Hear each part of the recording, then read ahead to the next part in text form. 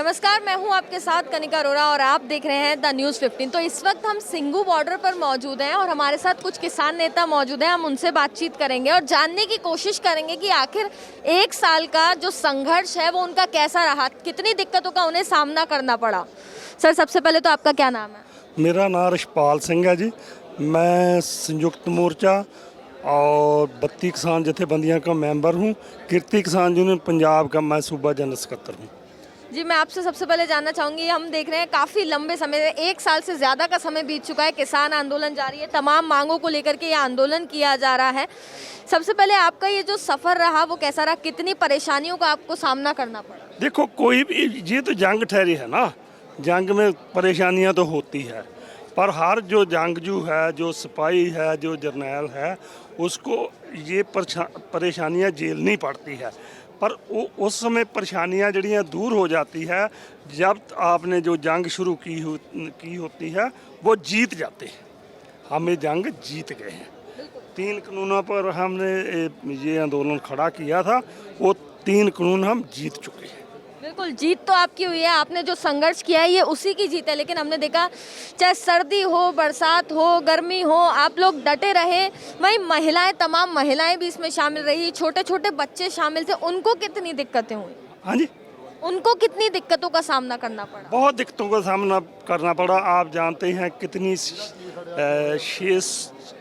लगभग 650 किसान शहीद हो गया।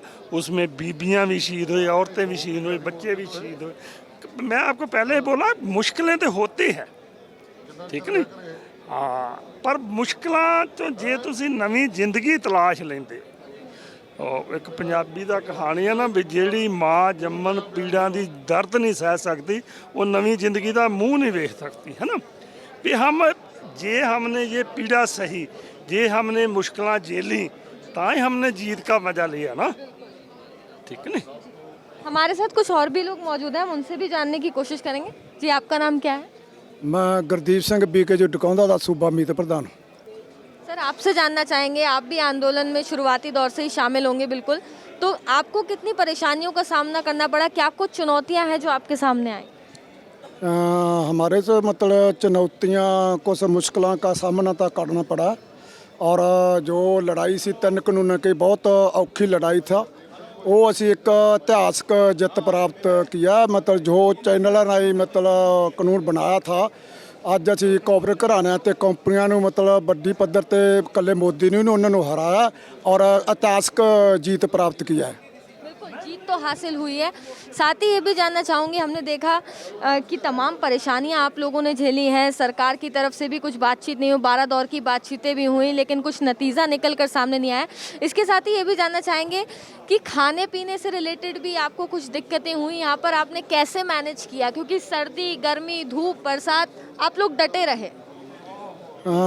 हमारे तो मतलब भी जो खाने पीने की कुछ समा प्रॉब्लम आई है। मतलब हाँ, हमारे तो जो प्रॉब्लम है, कोई धार्मिक संस्थावां सीगियां, बाहरले देशों के लोग थे, और हरियाणा में विशेष तौर पे दूध का नदी बगा देना, और साड़ी समस्या मतलब उन्होंने रल मिल के साड़ी समस्या काफ़ी हद तक हल किया। मतलब और उस चों मतलब साड़ी जी लम्मी लड़ाई सी, मतलब वो गर्मी सर्दी और ये प्रॉब्लम आती रही है। मतलब बिजली की प्रॉब्लम आती रही है, मच्छर की प्रॉब्लम आती रही है।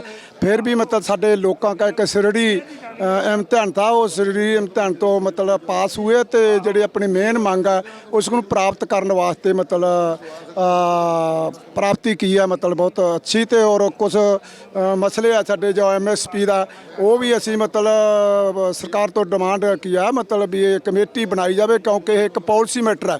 पॉलिसी मैटर है, बैठ के ही मतलब हल होना है। सरकार को क्या मालूम है कि कणक का क्या रेट होना चाहिए, दाल का क्या रेट होना चाहिए, गन्ने का क्या रेट होना चाहिए।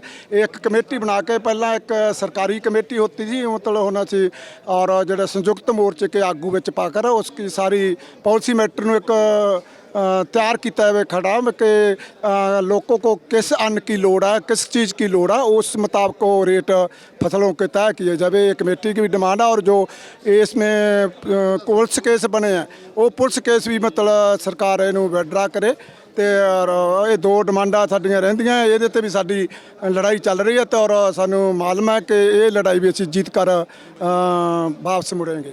बिल्कुल, देखा जाए तो आपके साथ पूरा देश खड़ा है, किसानों के साथ देश खड़ा है, साथ ही जितनी भी विपक्ष पार्टियां हैं वो भी किसानों के समर्थन में ही है। आखिरकार सरकार समझने में इतना नाकाम क्यों रही?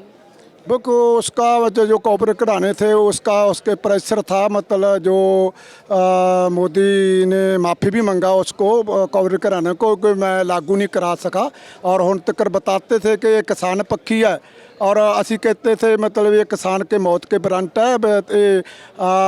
दलील और उदाहरण भी देते थे कि अमेरिका में 1000 एकड़ तो हेठां जिहड़े किसान दा मतलब उन्हें बर्बाद कर दिया गया, तो पंजाब में तो 73% जिहड़े 5 एकड़ को हेठां है उसको मतलब दलिया मलियामेट कर देना, उसका रोजगार है जो माड़ा मोटा वो भी खुश जाना। इस करके असी मौत के वारंट समझते थे। असी वो एक समझते हैं कि एक इतिहासक मतलब ये पहली बार है कि जिस चैनल राही मतलब कानून बना था राष्ट्रपति की मोहर ला के, उस चैनल एक दिन च मतलब जिहड़ा लोक सभा दे विच कैबिनेट दे विच मतलब राज सभा दे विच रद्द हो जाना और 2 दिनों बाद राष्ट्रपति की मोहर लग जानी। ये एक पहली उदाहरण है इतिहास के विच जिहड़ी कि असी लोकां दी शक्ति ने ते समूह लोकां दी शक्ति ने जिन्हां ने सानू सहयोग दिता, वो बच्चों ने दिता, वो औरतों ने दिता, नौजवानों ने दिता, बजुर्गों ने सहयोग देना एक इतिहासक असी प्राप्ति कर चुके हैं।